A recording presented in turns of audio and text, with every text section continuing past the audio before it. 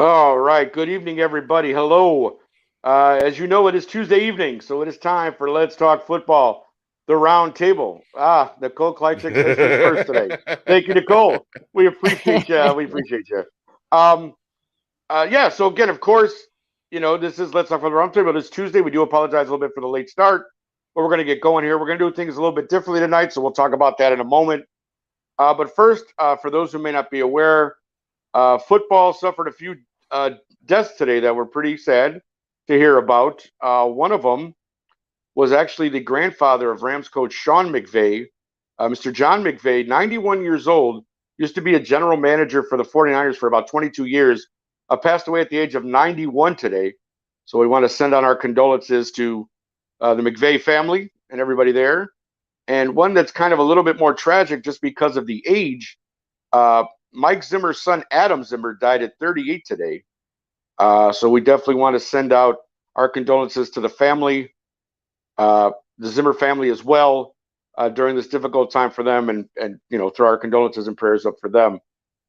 So we just wanted to start that right away. Also, for Delilah and I, for people too, because obviously this gentleman was beloved by many, but it's also the anniversary of Walter Payton's passing, which, as you know, for us Chicago fans, especially if you were around during the 85 season when we won that Super Bowl, Walter's always been an icon here in Chicago and to a lot of other people as well.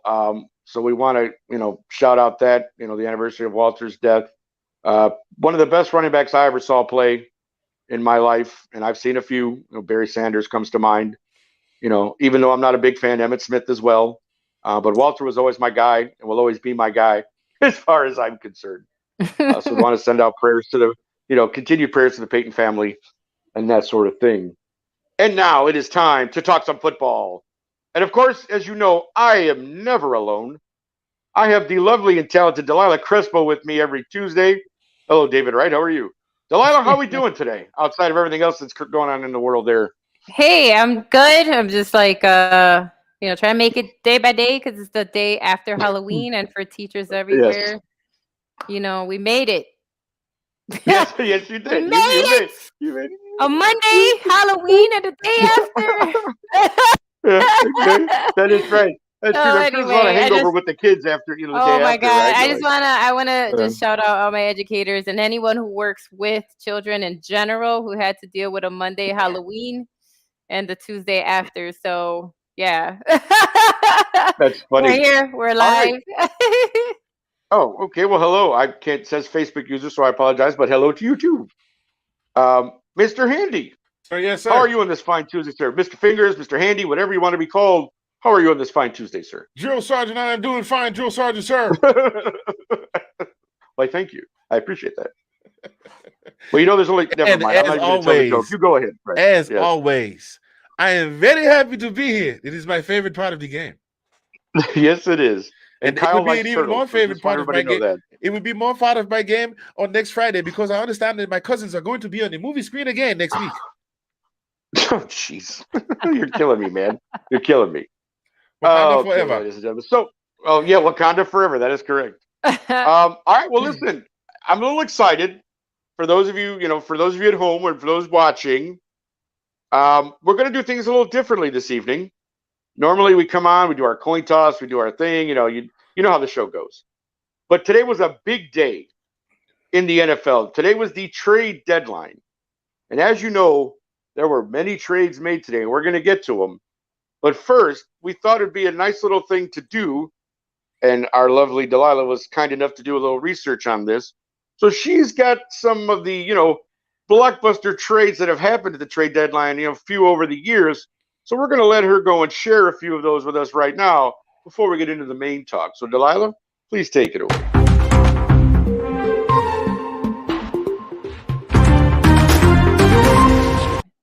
Hold on.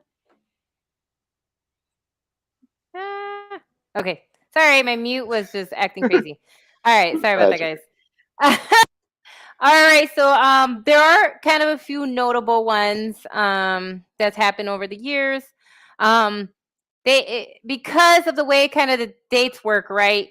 The deadlines have shifted, but they're always kind of around October, November. So basically, one of the big ones is on October 13th, 1989, when the Dallas Cowboys traded superstar running back Herschel Walker to the Minnesota Vikings. It was also the largest trade in league history. The Cowboys traded Walker and 4 draft picks, the highest of which were 2 third-round picks to the Vikings in exchange for 5 veteran players and 8 draft picks, including 3 consecutive seasons of first and second-round draft picks.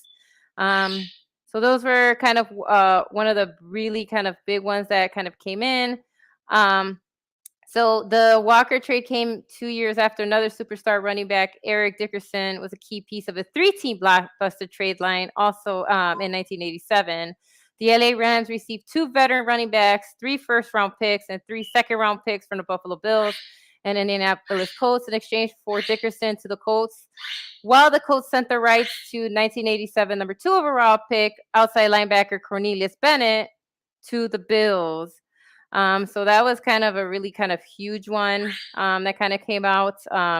The San Diego Chargers traded 3rd and 6th round picks to the Tampa Bay Bucks for wide receivers Keaton and McCardle in 2004.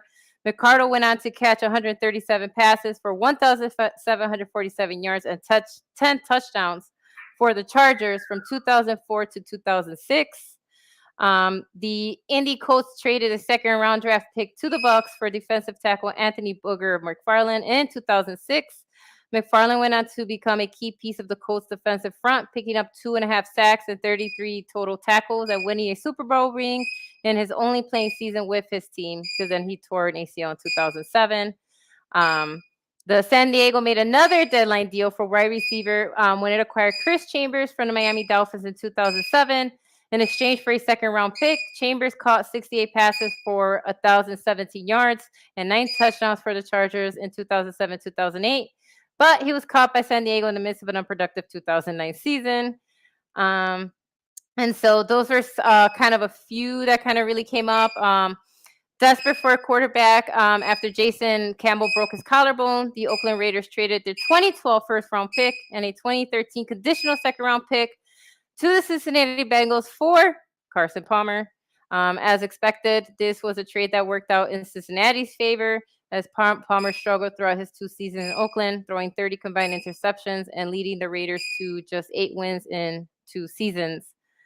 So that's kind of a few of them that happen. And as we know, like when we sit around, like there are some trades that work out for some teams and, some that don't.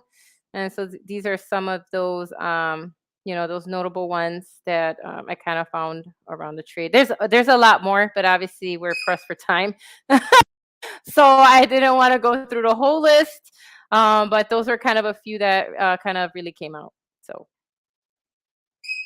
All right. Well, thank you very much for that, Delilah. We do appreciate that. So as I said, folks, we're going to do things a little differently. We are going to get into all the trades that happened today. And one of the ones that I thought was not necessarily peculiar, but man, Calvin Ridley was traded. He's been, now for those who don't remember, he was suspended for betting for this entire season, but he was dealt to the Jaguars. So we're going to bring in, outside of Mr. Handy, who's our resident Falcons fan, we're going to bring in Mr. Kyle Yacy, who is also a Falcons fan, and we're going to let these two talk about this particular trade. So there we go. We welcome in Kyle. Kyle, thank you for joining us. What's going on, Roundtable? We appreciate it. We're good, my friend. How are you, my friend? Our buddy to the north. Yeah. For those of you who don't know, Kyle resides in Canada. It's a beautiful thing. They got great maple syrup, and I visited there once. So fantastic. But we are talking Falcons. No problem, man. You're my boy, Blue.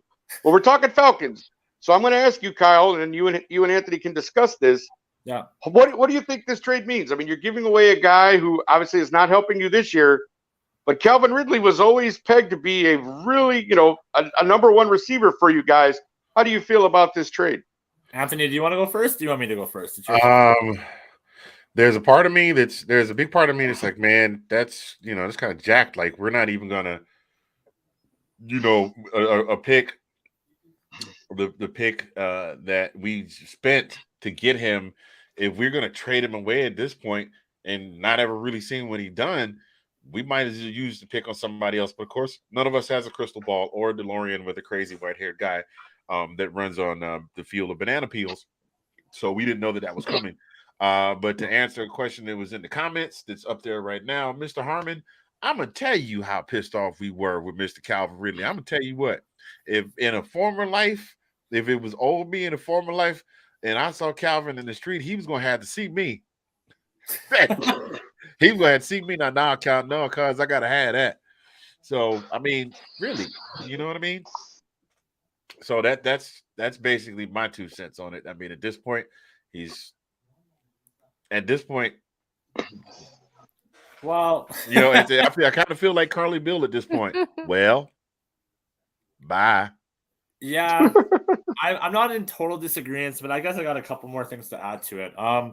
Well, with Julio Jones, he was supposed to be like the number 2 wide receiver next to Julio Jones, right? So I kind of touched about this on the NFC South as well, but Julio leaves, that's your chance to shine, right? And he was showing up like in that season. He was like a top 8 wide receiver in receiving yards. But the thing is shout out to all the people. And I know there's a lot of people that are going through like mental illness, and it's a tough thing, right? And it definitely factors NFL players. They're not immune to it by any means, right? But he was going through it. But the thing is it wasn't so much of the mental illness that kind of made me question it a little bit with Calvin Ridley. Is he didn't want to be the guy, right? You are a top, first round pick, right? And you're saying that you don't want to be the guy. Like, to me, that's like, okay, well, why are you here? You know what I mean? You put in the work, you balled out in Alabama. Sure, that's great. But if you don't have, any faith in the team and you don't think you're the guy, then bye. There's the door. I don't care how good you are. It doesn't matter. We'll move on. We'll build from that. So, personally, the pick, I was kind of hurt about it at first because I was a huge Calvin Ridley fan. But when I heard that potentially it is either a 2023 5th or 6th conditional, but that 2024 can move up to a 2nd, potentially if he does sign a contract, and Calvin Ridley is, a valuable player that produces. If we get that 2nd round pick, I don't hate that. We're rebuilding. Right. So.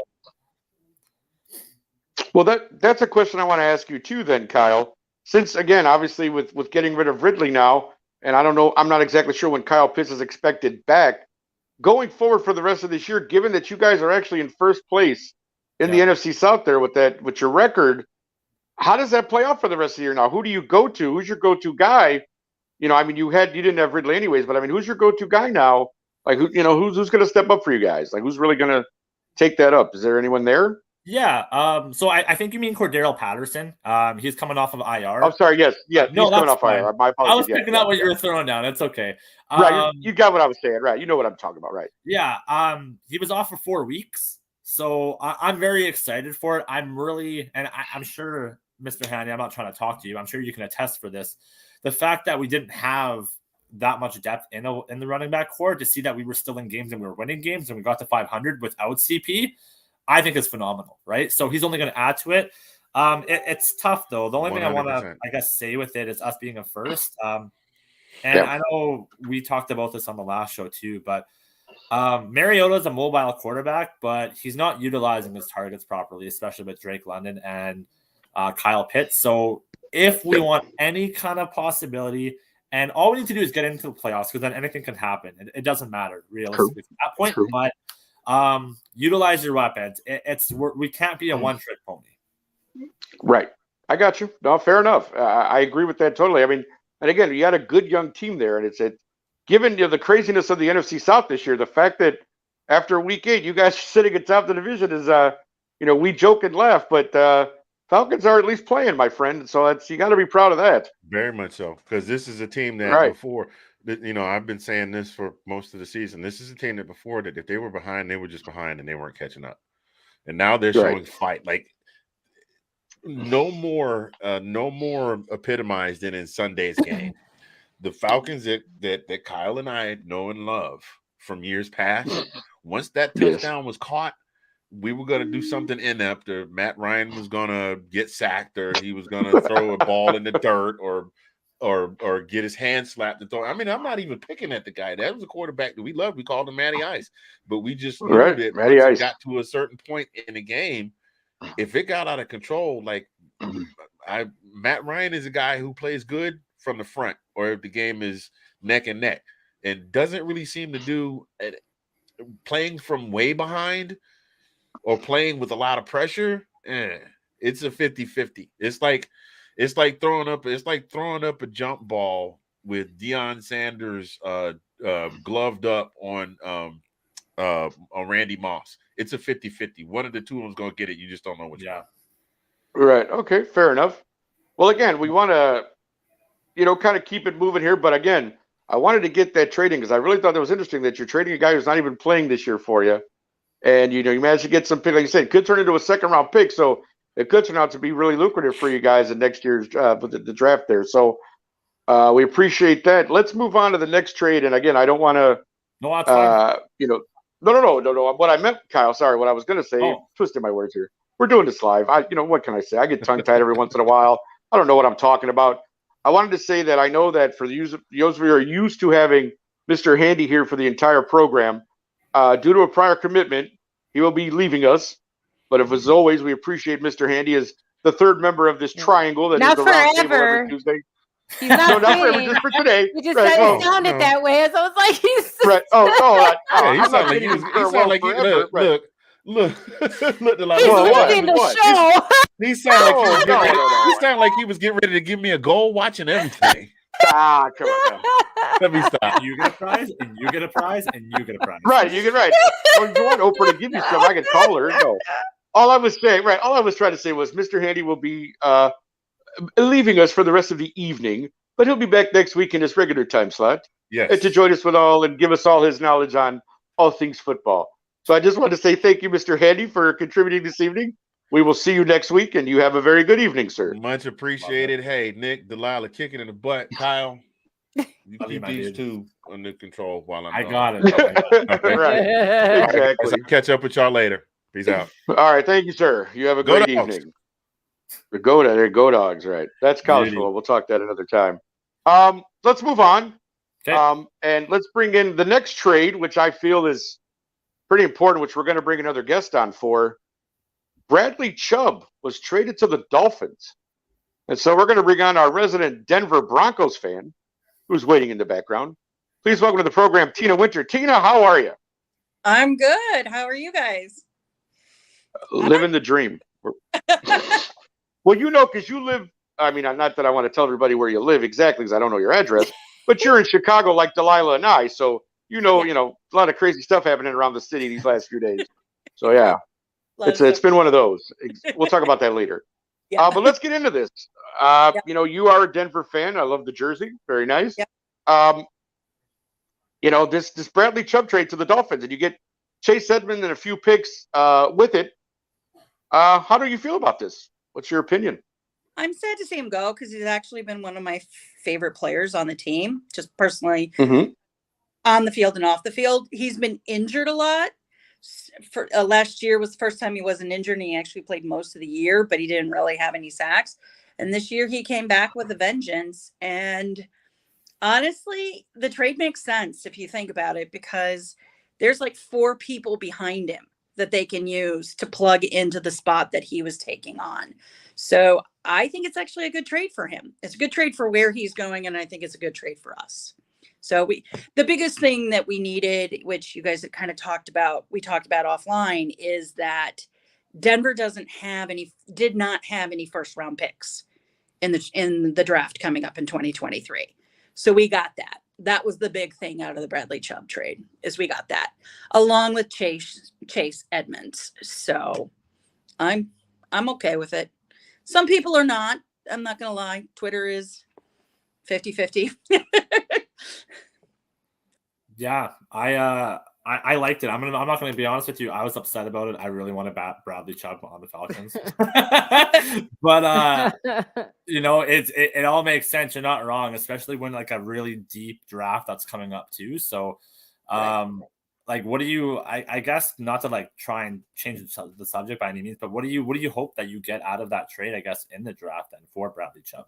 Good question. It's going to be a first rounder. So it's either they're going to go for, this is just my thought. Either they're going to go for a middle linebacker, try and get a Mike that they can actually like bring up through, or they might try. The thing is, the next draft, the quarterbacks are not that strong. They might try and have somebody behind Russell Wilson. But what I think we need is, and if Patton does what he's been doing, he's going to take that first rounder and turn it into a multiple in later rounds. And I would hope he'd do that and get us a center or somebody on. We got to fix our center position really badly. Well, so that would be what I would like to see in the next draft. And I guess Delilah and Nick, you can quote me on this. I actually think this draft for QBs is arguably stronger than the Justin Fields QB draft. So like there's potentially, depending how they pan out, you never know until somebody plays, obviously, right? But 5 franchise QBs could come out of this draft, technically. Right. So maybe it is a backup for Russell then. It could be. Yeah. I really would like to see them fix the offensive line. They've kind of neglected it and they just kind of put people in. Mm-hmm. This kind of leads also into the Russell Wilson situation. Is I think that's part of our problem. We really need to fix that offensive line. You can't run a good run. You can't run what Hackett likes to run if you can't get the run going. So that's what I would think. But no one knows what George Payton is going to do. He does one thing and then goes somewhere else. So he's been a good GM and I've liked it so far. So. All right, awesome. Sorry about that, guys. I did lost my feed there for a minute. I do apologize. I know you guys took over without any incident. I'm sure it was fine. I'm back now. Dude, live TV. What can you do, right? We're good. Kyle hopped in like a pro. Yeah, no, I saw that. Kyle's like, I'm the man. Kyle is like, I got this. Don't even worry. He's going to try a roundtable takeover next after the South one, huh? No, I'm just kidding. You're the man, Kyle. We love you. Tina, I did one question. I got Delilah too. Jump in if you like. Given the fact now that, and Sean, I think, put it up there because this is one of the things we wanted to ask you about also. And he probably answered when I was off and I didn't hear it. But Russ, is Russ still the guy? Like, how are you feeling about that whole Russell Wilson thing? Doing jumping jacks on an airplane and keeping everybody awake or whatever. If that's what it takes to win a game, he can do as many jumping jacks. He bends and whatever. He could do yoga naked in the middle of the aisle. I wouldn't care. I think it's a work in progress. I think there were a lot of people in the Denver fandom that thought Russ was just going to come in and him and Hackett were just going to do everything. And I think there was some problems. And the more games we played, the problems started showing up. And like I said, kind of what I alluded to earlier, I think our offensive line is the problem. They were moving the pieces on our offensive line all over the place throughout preseason. The first couple of games, people get injured and you can't run Hackett's offense well if you can't run the ball.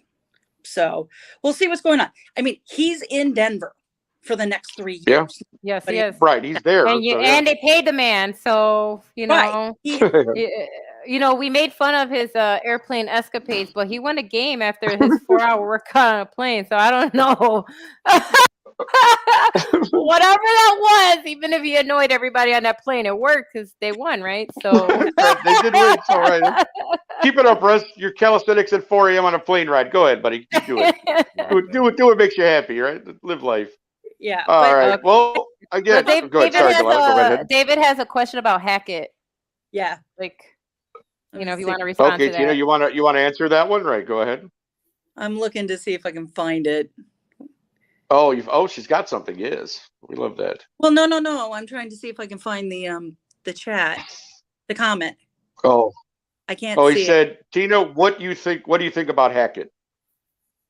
I think he's a genius, but I think he needs to stop trying to fool everybody and just run a good offense is what's going on. He's trying all these tricks and things, and it's this is the part of the Russ situation that I don't know if Russ is the problem or if Hackett's the problem or if it's the offensive coordinator is the problem, but it's just not getting done. But they're seeing things like Russ isn't seeing people sometimes. So I don't know what's going on. I think the Broncos, and I don't mean to interrupt, I don't think the Broncos found their niche, in my opinion. I think you bring in a new coach and you still have weapons, but at the same time, they don't know if they want to be dominant with the running game or the passing game. And I think that's kind of what they need to figure out first, is I think they need to figure out what they are, and then from there they can move on. I think, well, the thing is Hackett's offense is setting it up as you do the run. It is almost a 50-50 thing. You do the run, you have the run to set up the pass plays and the slants and other things. So they've got the pieces. The question is was the personnel wrong, or did they get slammed with too many key injuries when they were trying to get this going? So losing Javonte in the first 3 weeks would hurt you.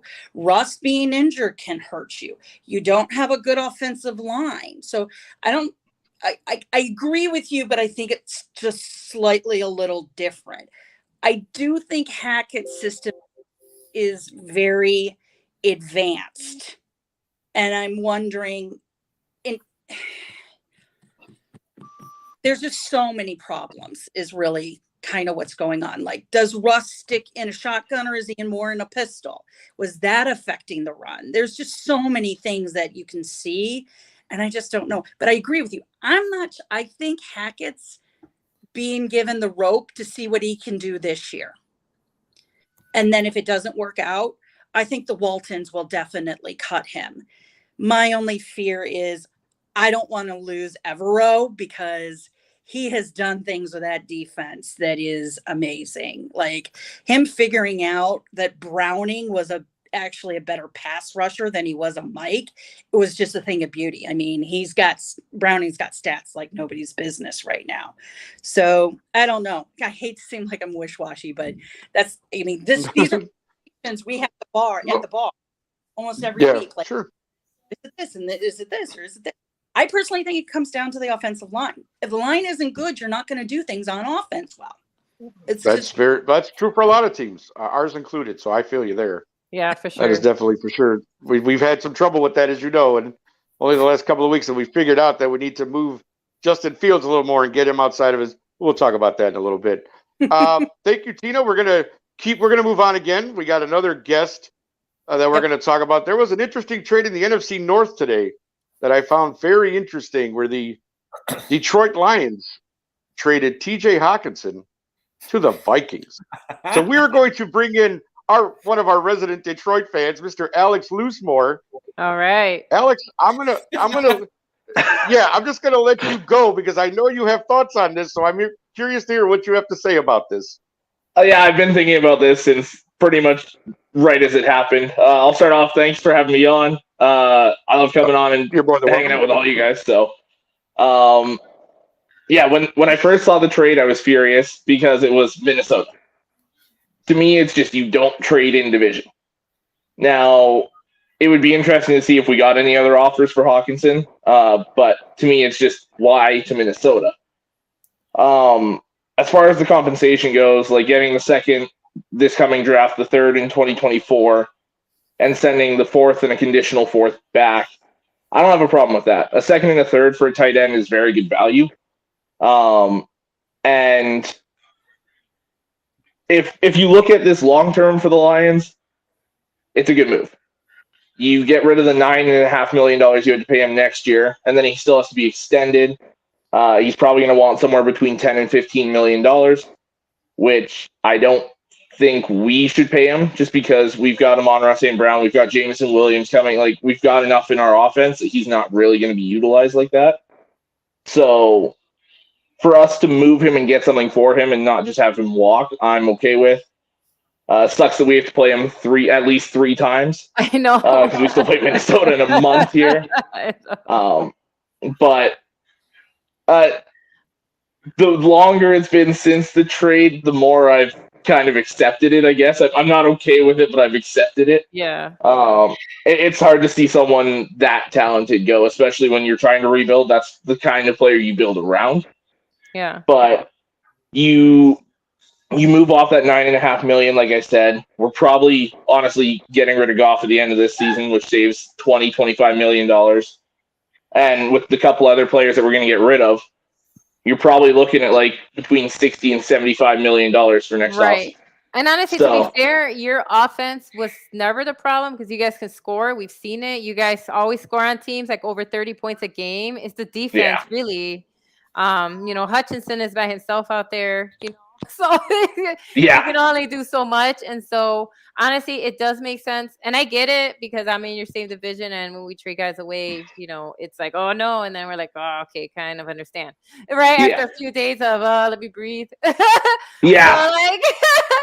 But you're right. You can use that money to actually build up your defense because your offense really is not the problem, No.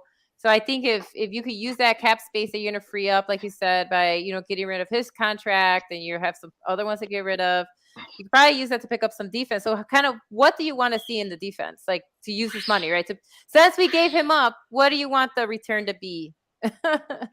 So for me, if I was the GM of the Lions, what I'm doing, like my dream off season, is I'm not using a draft pick on a quarterback.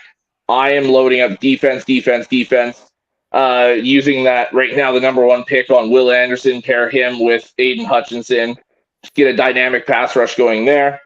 And then build up that secondary, get another linebacker to play beside Malcolm Rodriguez. Quarterback wise, I'm looking. You don't need somebody top tier to win at all. Someone like Jimmy Garoppolo has shown everywhere he's gone, he's a winner. So if we could get him for somewhere around $20 million, I kind of like the average rate for a starting quarterback. Ooh, and then just build that defense.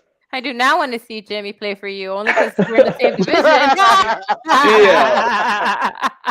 There it is. Yeah. No, I understand. I'm not going to steal that. I want the smoke. I'm not going to steal this from Nick, but I completely disagree with you guys. I'm going to be honest with you. I think it was a terrible trade. Okay. And I think you can get wide receivers and running backs, and that's kind of been proven that each year has a wide receiver and running back core. But TJ Hawkinson is very much a top tier tight end, and those don't come very often. So you don't let those walk. You can let wide receivers walk. It's been proven that there's been like wide receivers in the second, third, fourth rounds that ball out and become number one franchise like wide receivers. So no, I think it's a dumb move. I'm going to be honest. See, and I thought that too. Like until about 2 hours ago, I was so like, I'm over this. It's a horrible trade. Like, and then just looking at the usage when everyone's been healthy, Hawkinson doesn't get used enough for us to pay him between $10 and $15 million. Okay. So that's the only reason where I'm like, I'm okay with it, because we're not going to use our tight end enough, especially once Amon-Ra is fully healthy and Swift is fully healthy and Jameson Williams gets back and DJ Chark. And like, we just got too many mouths to feed. Like, fair. Your offense is not an issue. Yeah. Yeah, no, I do find it interesting though, Alex, that you were talking about, getting another quarterback in there after this year for Jared Goff. You mentioned Jimmy Garoppolo. Is there anybody else that I'd have to take a look and see who the free agent quarterbacks would be after this year outside of Jimmy. But anybody else you might be looking at or eyeing for your quarterback? I mean, if you look at the free agent list, the top two guys, I don't think either of them are going to be available. It's Tom Brady and Lamar Jackson. Okay, right. Lamar's going to get franchise tagged, maybe traded. So if that was the case, throw all my picks. You can have my draft. Like, I will take Lamar Jackson. But Well, there you go. other than that, you're looking at like Baker Mayfield, Sam Darnold, PJ Walker, Teddy Bridgewater, like kind of those guys that are good backups, lower tier starters. You know, like Yeah. it's Sure. Yeah. the only starting caliber guys, in my opinion, are Brady, Lamar, and Garoppolo. Why not And Brady, though? Garoppolo. No, I think Brady's mean, going to retire, honestly. I think he's done. he very well could be the year he's having. He might want to decide to go do something else for a while. I'm just saying. Yeah. He's got that lucrative Fox contract to go be a reporter in the booth, so he might go do that. So much money. That's kind of what I'm thinking man. too. Like once he's done. Yeah. Exactly. Well, Alex, of course, we thank you for your expert analysis. Let us move on now in the talk. So we're going to stay in the NFC North because, as you know, Delilah and I's beloved Bear. Hey, we made a few moves ourselves, ladies and gentlemen. So I'm going to let Delilah go ahead and talk about that a bit, and I'll chime in as accordingly. And Kyle, of course, your 2 cents is always welcome. So let's go ahead and Delilah give us the moves by our beloved Bear today. Yes, of course. And a couple other ones we had, right? Yeah. Yeah. So honestly, look.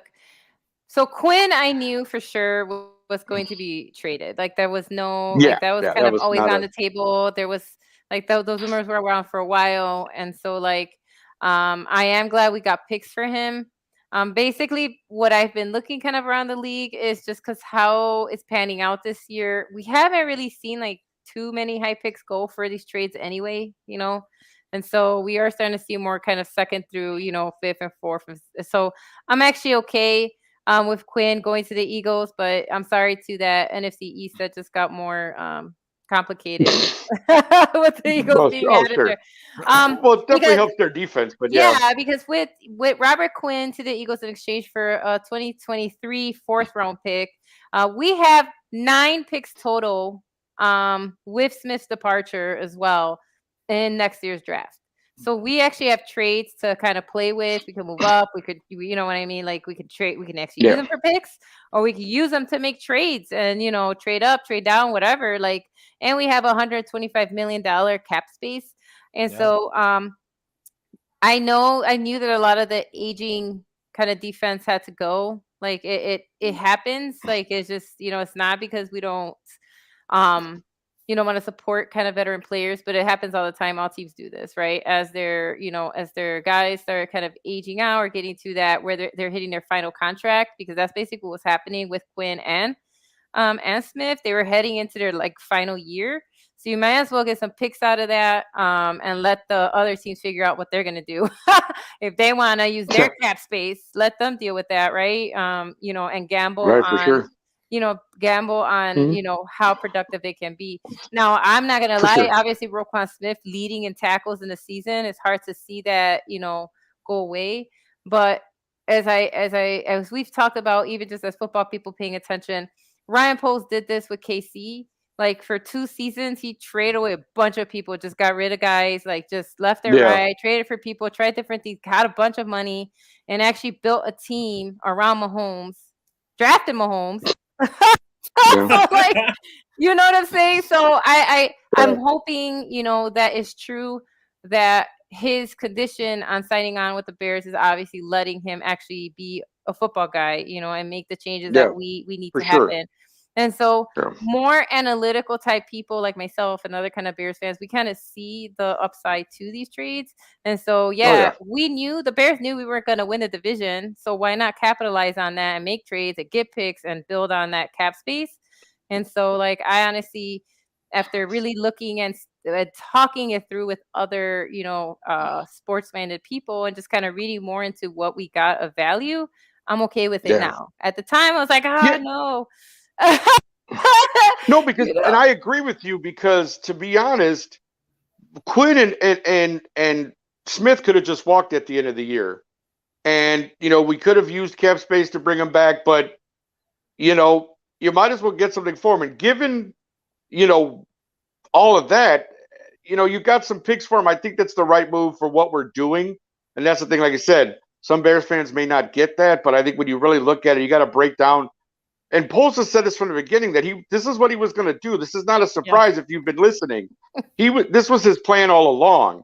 So the fact that we've actually done this now, and again, it may hurt our defense a little bit this year, but in terms of record and whatever, we're not so much focused on that this year as we are with stockpiling picks and worrying about our cap space for next year.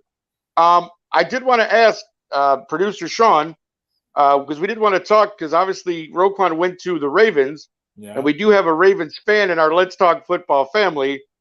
Is Mr. Nate still around? Do we have Mr. Nate? There he is. Oh, beauty. Nathan Snell, how are you, sir? What's up, guys? How y'all doing? We're very good. We wanted to get your opinion a little bit on this Roquan Smith trade to your Ravens.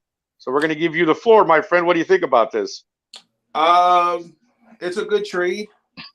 I think it helps out the pass rush. I think it gives more depth, particularly at the linebacker position, because what we've had out there is just not producing. Patrick Queen is a good linebacker. Josh Burns is not. He's really a backup. Justin Houston, he's going to go out there and give you max effort. But I think this kind of puts everybody at their natural positions with this trade.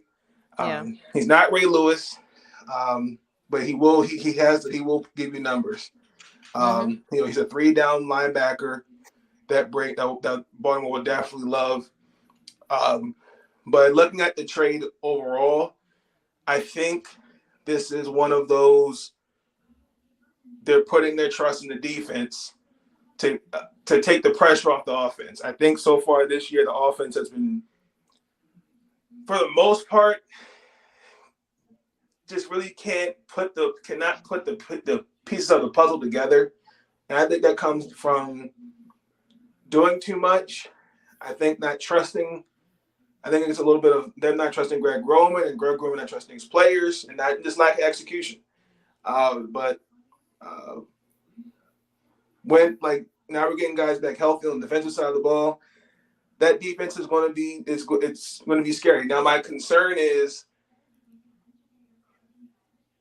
I don't want to see we gave picks for a rental because Baltimore has had this history of not paying linebackers. C.J. Mosley, Zadarius Smith. Oh my gosh, who was the other one? Can't think off the top of my head. Matthew Judon. Right. I just don't understand. Right. Yeah. What this not paying guys, and on top of that, we're already. It's bad enough that I get questions day in and day out of why are the Ravens not signing Lamar? Are they going to sign him? We're going. I don't want us to go into the offseason dealing with two problems. So I like this trade, but at the same time, I'm really curious to see what Eric DaCosta does in the offseason too. How much do you want to spend on him? Because one of the issues that we had with Smith is him and Ryan Poles could not come to an agreement on how much money. You know what I mean? So and honestly, that's one of the reasons too. I know that one of the big issues that he and Poles just could not see eye to eye. And obviously with a general manager, once you kind of have conflict, it's just not gonna be it's not gonna work, right? It's just not gonna add to the team atmosphere. So that it's not. So then kind of how much, because also you have to pay Lamar too, right? So kind of balancing that out, because I agree, you with the rental part, but how much do you think the Ravens should spend on him? If he produces the way I think he will for you. He's gone. Uh-oh. Was that a bad We lost Nate. Well, you know what? That's he's driving, so be fair, okay? It's just funny. Fair. He's driving. Don't get it. Actually, yes. I did have a question. I kind of he's tied both of them. He's Yeah, I'm commuting. sorry, I couldn't hear you guys. It just randomly just went out. I'm sorry. No, My question has to do with money. So because you're right with the Lamar situation, how much would you want to spend on Roquan Smith? Because one of the issues we had is he was asking for too much money. And so that was kind of another reason why we kind of unloaded that contract. We didn't want to give us a Malik. We didn't want to have what happened with Khalil Mack, where we had a monster contract that we sat on and had to eat up for years. And so that was another reason for trading him for picks. So how much would you want to spend on him to keep? Because I think he will produce for you. But like, how much are you willing to spend on him to keep him so he's not a rental, so that you also have money for Lamar? See, that's the thing, because I've seen 3 linebackers leave, and it seems to be their asking price of what they want. But I don't know if it's cap, because I mean, going in, if this year we're already kind of struggling with the cap in terms of contracts, and we've paid Ryan Stanley, Marlon Humphrey, and those guys. So there's going to be some restructuring of some deals.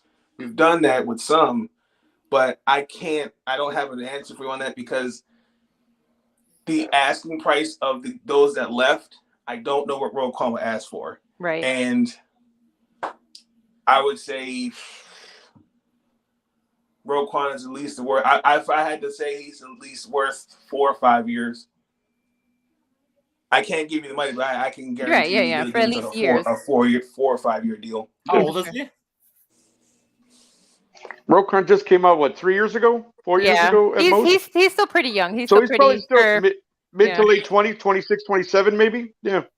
So he's still in that range where got some productive years ahead of him for sure.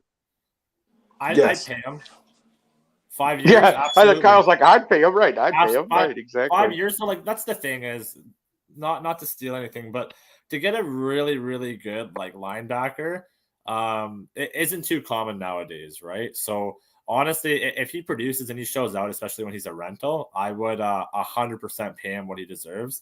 Yeah, like I don't know, like the Ravens. I really like the Ravens, actually, to be honest. I like what Lamar is doing, but funny enough, I kind of think that I think potentially Green Bay and Baltimore in very similar situations. Even though the record might not show it necessarily, but you know what happens if they don't pay Lamar? Like they want to, but the fact that there has been negotiations for this long doesn't really look good on Baltimore. And I know they've been trying per se, right? But at the same time, like that's just another issue in the house, right? And especially when you want to move forward and you have your franchise guy and a very good Baltimore Ravens team that is still trying to work out the holes in it, right? You don't want any turmoil in paradise, right? So, yeah, you kind of want to sign those guys and fill in those pieces where you can. And hopefully Baltimore does do that, but I don't know. I know, right? I mean, it's definitely we just try, right? We try to make predictions, and then our teams do what they want. Right, exactly. What do you think, Nate? I don't know. Yeah, what do you think we should do? Because again, maybe their plan is, and who knows? Again, we know the AFC is stacked, but maybe they're thinking Roquan comes in and helps right away, gets them to the playoffs this year. You know, with Lamar Jackson and a good defense, you never know what could happen in the playoffs. So, I mean, I could see them kind of looking at it and going, okay, depending on how we finish this year, how Roquan helps us, you know, like you said, Kyle, do we have the money to give Lamar and Roquan to stay here so that, you know, he doesn't go somewhere else? I mean, it's all like, you know, we could speculate all day, but man, this is going to be a fun one to watch because I'm really interested to see what happens with that situation too and how much they're going to give Lamar because, you know, if there was ever a man that you should pay on the Ravens, it's probably Lamar Jackson. So again, it's like Baltimore is like right now, and correct me if I'm wrong, I feel like Baltimore is like a do-it-yourself mechanic job. And as soon as the glue breaks or something, like the mechanical seal breaks, your whole transmission's done. Like, do you know what I mean? Like, I don't know. And I hope they spend the money to fix car analogy. I love it. Right. Leave it to Kyle to give us a car analogy on a football show. I love it. Thank you, Kyle. I love it. No, it's fine, man. We're just giving you crap. It's all good. Listen, Nate, we do want to thank you for coming on. I know you're on the road, so we'll let you go, but appreciate you always, my friend. Have a great evening. And thank you for joining us on the old program this Tuesday. Thank you, Nate. Seriously. Appreciate you having me on. Thank you. Anytime, my friend. You have a good one. Delilah, we got some more to talk about, though. I know. Right, we got a little bit more to talk about. I want to address one thing because I saw the comments. So I know that we traded a second-round pick for Claypool, but we still have second round picks. So we honestly didn't We have lose one. anything. We have one now because we traded So- one away, right? So it's fine. We still got one. So it doesn't matter. We still have 9 picks.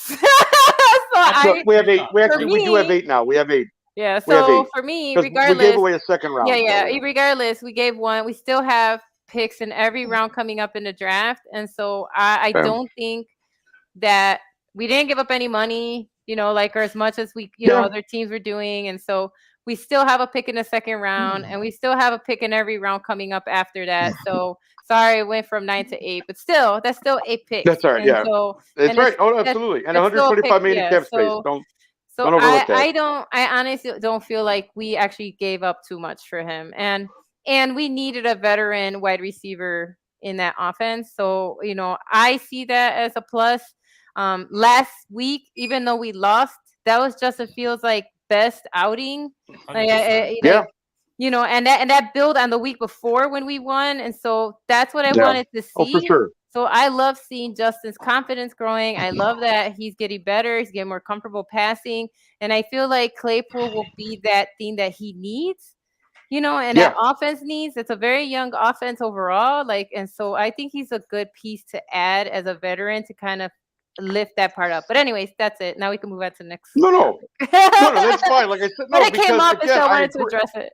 Oh yeah, absolutely. No, we appreciate the comments too. Thank you guys for watching and commenting.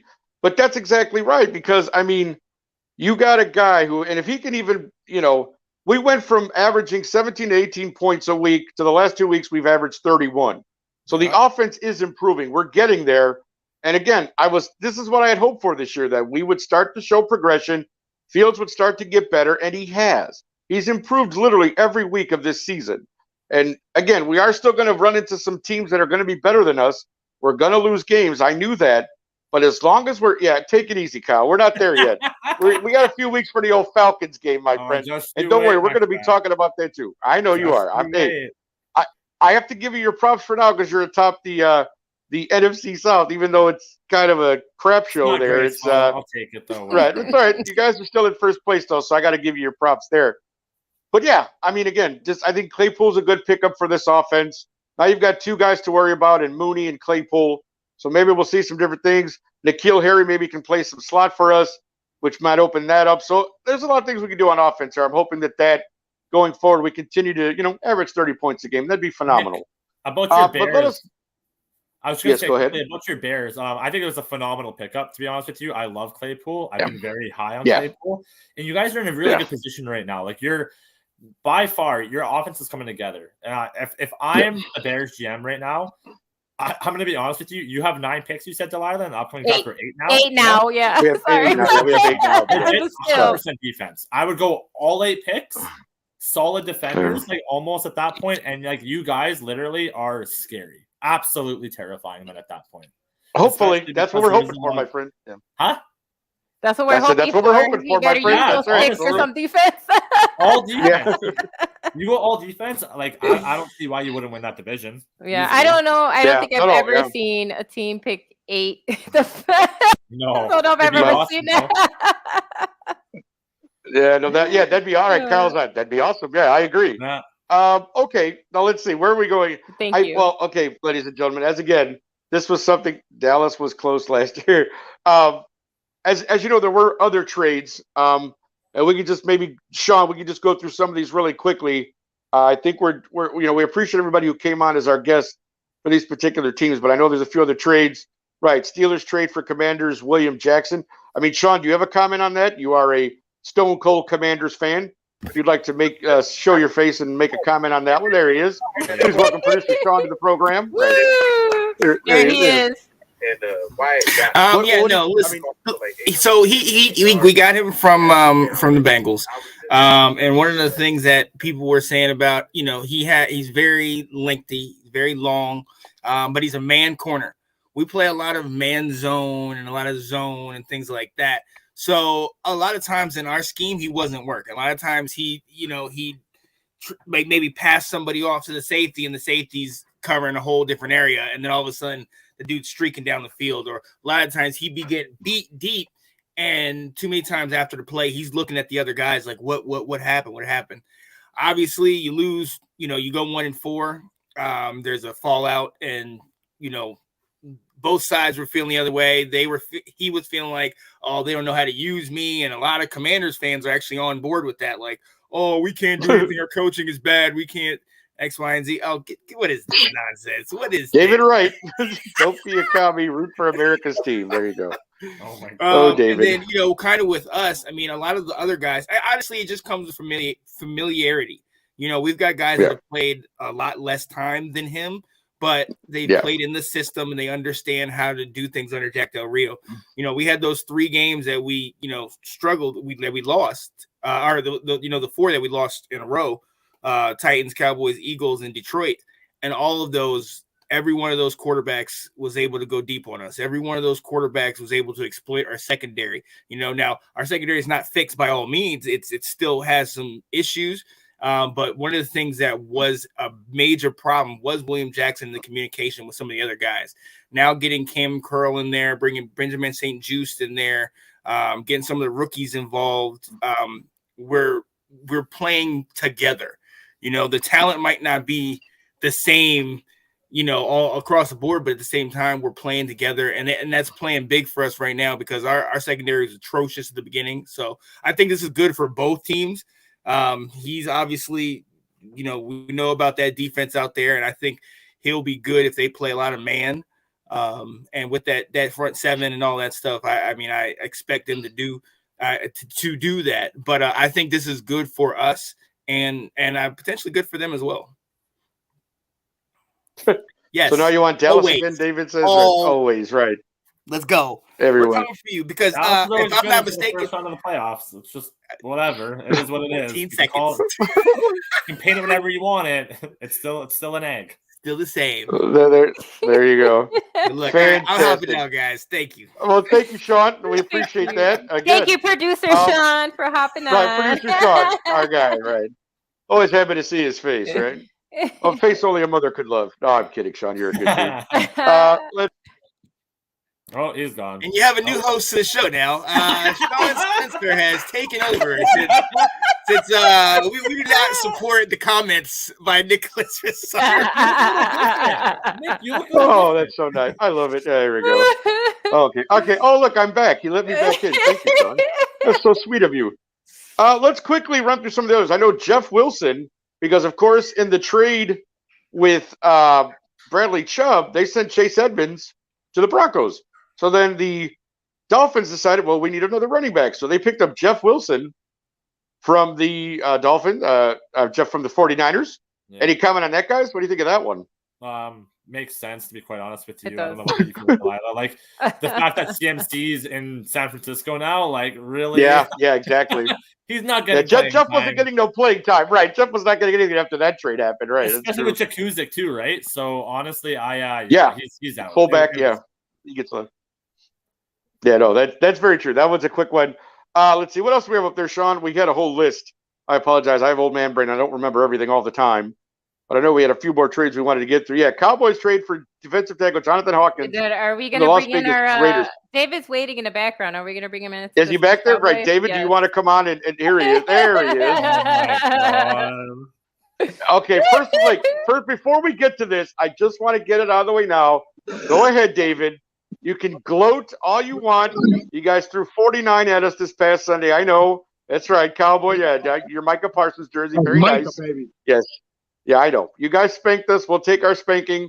I did find some positives in that game, but we just were overmatched on, for sure, your defense was just on us, and we had some stupid plays too. Like Montgomery fumbles the ball. Nobody decides to touch Micah Parsons, so he just picks up the ball and runs for a touchdown.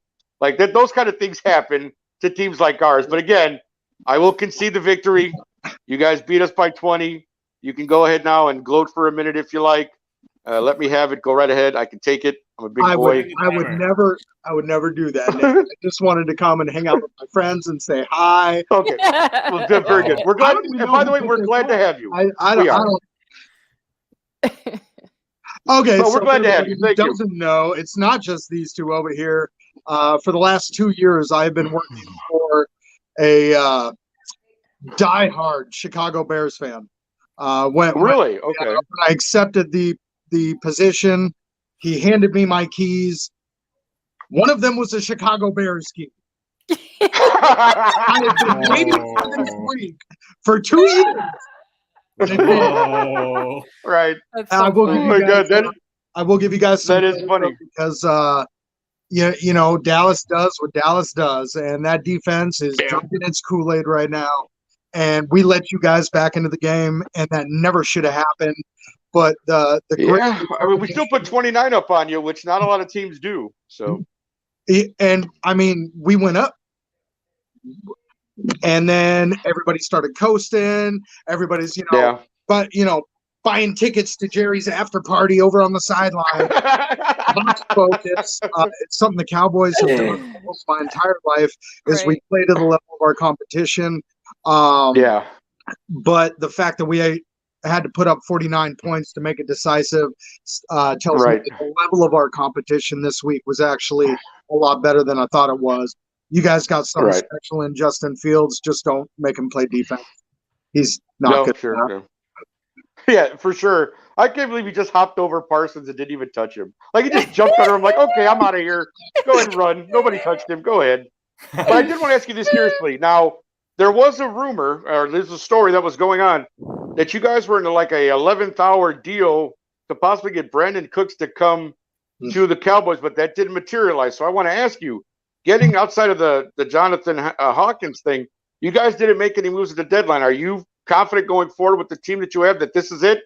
These are the guys you're going to ride through the playoffs? Or are you sad they didn't make any moves? No moves. Typical Jerry. He actually was quoted on this topic and said that when in this situation, you can't chase anything. If it's something that's going to work out, it has to come to you. And it's just such a Jerry Jones thing to say. We have the second easiest schedule in the league. Cowboys Nation's feeling themselves just like last year. Halfway through last year, I had to change my name on the screen back to Rational David. I was like, finally, since I was 12 years old, I was all in on the hype train. And then we lost on Thanksgiving to the Raiders. And I was like, no, it's over. Just it's done. But I'm having fun watching Micah this year. Outside of that, I think we're a lot of hype. Our defense looks great because we haven't been tested, and the few times we were tested, I mean, we got you guys over here just airing the ball out, putting up almost 30 points on our vaunted defense. I love the culture he's instilled over there. But yeah, I mean, at the end of this year, Sean and I are just going to be sitting on our couches crying about the goddamn Eagles. I know. It's absolutely wild, man. It's wild. I still can't believe that.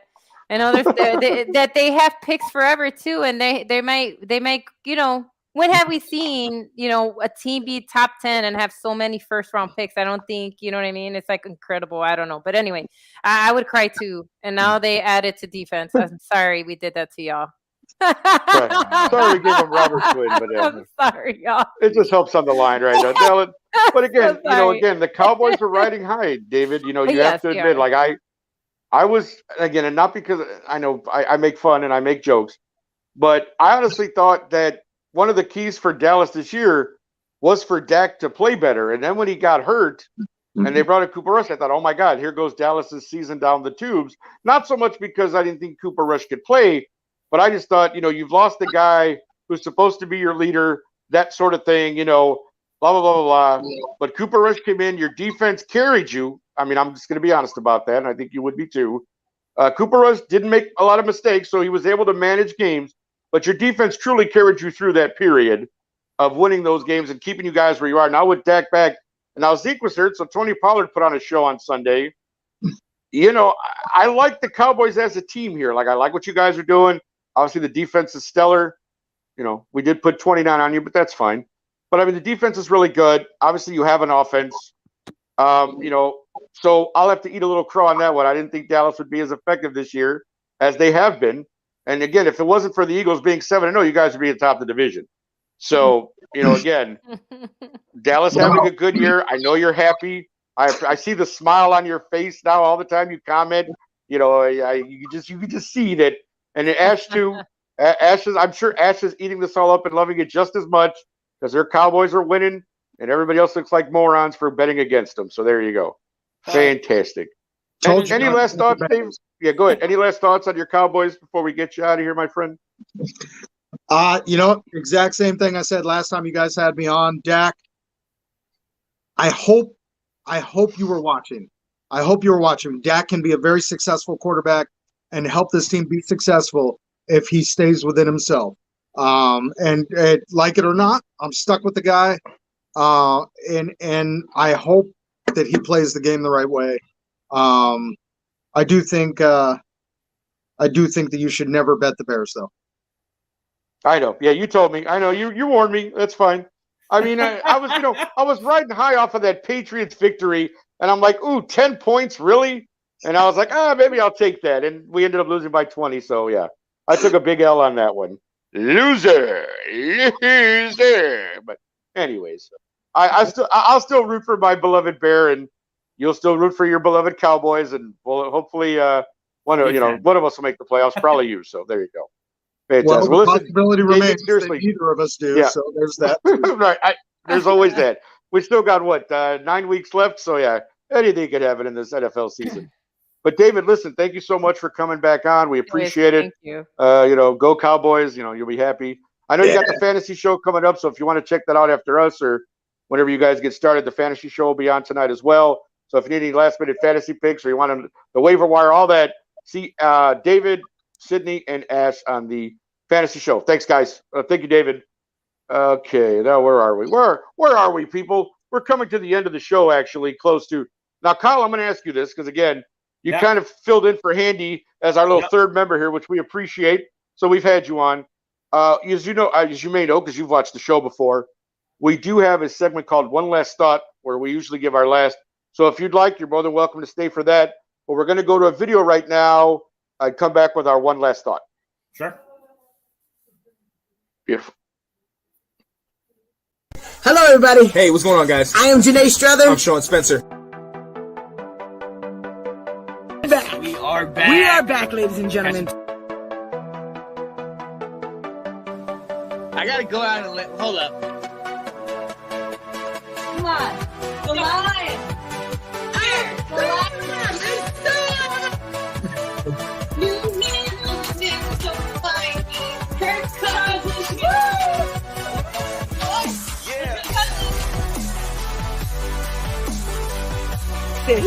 All right. I am Janae Strother. I am Sean Spencer. And this is Let's Talk Football.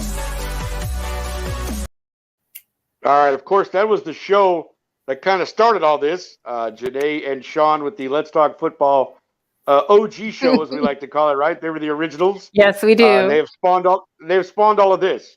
So we thank Sean and Janae for that. There's a show on every single day. Yeah, well, there is. I mean, we have sometimes shows 2 or 3 everywhere. at a time. I mean, there's 3 shows on Tuesday now. We got the NFC South Takeover. We got the Roundtable. Then the Fantasy Show is on after us. So you got your appetizer, meal, dessert, if you want to look at it that way. It's all good. Tuesday nights are phenomenal here on the Let's Talk Football family. Again, I want to thank everyone who was able to come on and talk about the trades with their teams for us. Thank you so much. Truly appreciate everybody in the comments. We thank Kyle for being our third member this evening, for sticking with us. Appreciate that, Kyle. Thank you. Yeah. Now is the time we get a little serious. So I'm going to let Kyle go first. If Kyle, you have a last thought, please share it with the class. Because Delilah and I are going to kind of get a little serious after that. So, yeah, go right ahead, sir. Well, class, I'm going to start off by saying I want to give a quick little shout out to somebody that was in the comment section. Mr. Jack Spade from One Time for the Fan. That's a little podcast. So, shout out for tuning in, man. Appreciate it. But my last thought is going to be actually more specifically about what David Wright was saying. And about talking about the Dallas Cowboys. And I just want to kind of tune in a little bit that we've seen what the Philadelphia Eagles have done before, what they're doing this season, and we see that they're 7-0. But I don't want that to distract the rest of the league. We have seen this before. We have seen teams go 7-0. So this isn't an impossible feat. And ladies and gentlemen, it takes one game. And that's the beauty about the NFL. It takes one bad game to throw your whole season off. So, all Very those true. teams that are fighting, the 6-1s, the 5-2s, 6-2s, 5-1, yeah, all that stuff. Yeah. Honestly, keep fighting and don't show any remorse because anything can happen in NFL. So, it ain't over until it's over. That is my last thought. No, we appreciate that, sir. Thank you. Delilah, I'm going to go to you next. I'm going to bat cleanup this week on the old one last thought. So I'm going to go ahead and let you go next. Okay, so just kind of a couple of things. Today is in the United States, the first day of Indigenous Heritage Month. So take the time to learn about the first peoples that actually lived on this, on this land, on these continents. So take the time to educate yourselves. There's so much out there. Google is your friend. So do that time, Yes. kind of make sure that you do the work and kind of educate yourself on not just Indigenous histories, because Indigenous people still live. I don't understand. Like, they didn't disappear. That's all like lies and misinformation. They're still here. And so please try to educate yourselves on that. The other thing is that, on top of, speaking of Indigenous, Dia de los Muertos has an Indigenous attachment to it in, Mexico and different parts of the Southwest and other parts of Central and South America. But anybody celebrating Dia de los Muertos today, I hope that, you have peace in remembering your relatives and your loved ones, because that's all it is. Like, it's really all about kind of remembering your ancestors and those that left, and honoring them, and remembering that they haven't left you, and that they're just on the other side of the veil. And so that really is what Dia de los Muertos is. It's nothing spooky. It's actually really beautiful. You bring offerings in a way to remember, and the offerings represent what that person loved when they were alive. And so that's kind of what they take. That's what the ofrenda is, so, and they feel that on these days, the connection is even stronger, and then your relatives come back and, and then visit you. And so it's a beautiful tradition, a beautiful holiday, a beautiful culture. So everybody out there, take the time to remember those that are gone, because they're not gone forever, right? They're always with us, and you can carry those memories with you, and keep them alive that way. Keep them alive in your memories, because they're never too far behind. And so that's my one last thought. I love it. No, thank you so much for that, Delilah. My mother actually has an ofrenda in her living room. So it's something I've been aware of. My mother's Mexican American, so I'm half Mexican American. So it's something that I've been, privy to my entire life. So thank you for sharing that, Delilah. Unfortunately, I'm going to get a little serious on us now. I'm usually the guy who likes to laugh and joke, but there's been a lot of things going on lately, not just here in our, well, real quickly, for those of you who know, Offset, one of the rappers from Migos, was shot during a dice game last evening, and that's just a damn shame. I mean, call it whatever you want, but it just there's just no words for the gun violence that still goes on in the world, and that's one of the things I really want to talk about. Obviously, my condolences to Offset's family and his friends on his passing, but there was an incident here in Chicago yesterday that just, and again, for those of you who may not live here or don't always hear about Chicago, we do have a problem here, ladies and gentlemen. We have a serious gun problem. And it's not, I know people like, Chicago is a great city, and it is. I've lived here all my life. I adore this city. A lot of people know the downtown. Oh, it's beautiful. But, some of the neighborhoods that we have here are a little rough. And unfortunately, the gun violence has just become way too much. I mean, yesterday, people were just out in a place called Garfield Park here in Chicago trying to enjoy Halloween, and 14 people were shot in a park. Like, just tragic. I mean, all they're trying to do is out there having a good time, trying to get some trick or treat going, and 14 people are shot. And again, for those of us who live here in Chicago, we hear about, like, there's shootings daily, and I'm not exaggerating when I say that. Delilah can attest to that. Every time I turn on the news, there's always a shooting in this neighborhood, that neighborhood, even in some of the more affluent neighborhoods. You see gunshot victims. Because let me tell you something, folks, it doesn't discriminate. The guns are everywhere here in the city of Chicago, and it really is just a shame, because this is a beautiful city. And now we're just getting, a lot of people are like, oh, I don't want to go to Chicago. Let's shoot over there. Well, that is true, and it's unfortunate. And one of the biggest things for me is that even, and to bring it a little closer to home, Delilah and I are, don't live exactly next to each other, but we're in a close proximity to each other. And even in our neighborhood, I'm always seeing, like, picking up things on the different sites about this and that. Like, not that long ago, there was a shooting right down the block from me. And it just, Wow. it's gotten to the point where I personally don't like to be outside of my apartment after dark, like just for fear of anything.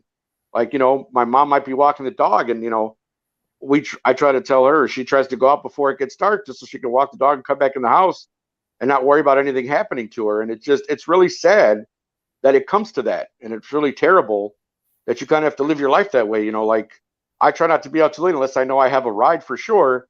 So I can just get home, get out the car and walk in my door. So I don't really have to walk through the neighborhood when it's dark out because unfortunately, you just don't know. And, it saddens me really because a lot of times with these shootings and just the experience having here, a lot of innocent people have been shot and have died because of these gunshots because they don't always hit the target that's intended. And there's other people around and they get caught in the crossfire and it's really terrible. And I don't know, you can, I don't know, vote, right? Get politicians, talk to them, try to talk to your alderman, we have aldermen here in Chicago that are in charge of the different wards that we have. I mean, I don't know what can be done about it. I mean, again, my mother's actually talked to the alderman in our neighborhood about it. I know that for a fact. And it's like, what do you do? I mean, you got to try to get guns off the street, but, there's police issues. There's all kinds of things that you would think that a big city like Chicago wouldn't have to deal with, but unfortunately we are. And to me, it's just very sad. And, I hope that somehow it can correct itself or we find a way to get it corrected because I just think that unfortunately innocent people die, get shot all the time. And it's just not right. However you feel, it's just not right. And I'm just going to say it like that. And I pray for my city because, again, I've lived here all my life. This is my home, all my family, all my immediate family, and a lot of my extended family is here. And, I probably never get a phone call like that somebody in my family happened to be in the wrong place at the wrong time and something happened to them. So, again, I just wanted to bring that up. Again, like I said, I know I always like to be the funny guy and make jokes and all that stuff, but this really hit close to home in general, just with all the violence that has been going on here in Chicago. And so I wanted to say something about it. So thank you for listening to me. I appreciate that. But yeah, it's a problem I hope that we can find a solution for, and I hope we can somehow manage to get that fixed. So again, we want to thank everyone again for tuning in this week. We went a little bit longer than we normally do, but I really wanted to, have the fun with the trade show and get people on and talk about football and have a good time like we always like to do here on the Roundtable.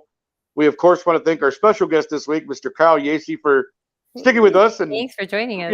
Taking Anthony Handy's place for, taking Anthony, doing double duty. Because, he was on the NFC South Takeover show before. So I'm sure he probably wants to get out in front of his computer screen and go have a drink or something. So thank you again, Kyle, for joining us.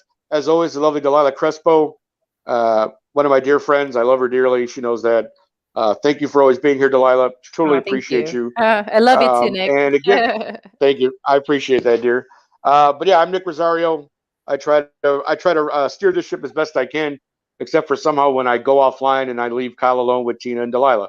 So there you go. Know what the punch is. It was fine. Right. I appreciate that. You guys, right. And I had confidence you guys just picked up and ran with it. No problem. I don't even know what was said. I'll go back and watch later. But anyways, thank you guys all so much. We appreciate it. Producer Sean, appreciate you, my friend. Thank you for all that you do. Again, for Kyle and Delilah, I'm Nick Rosario. Everybody have a great week, and we'll see you next Tuesday. Thanks, everybody. Bye-bye.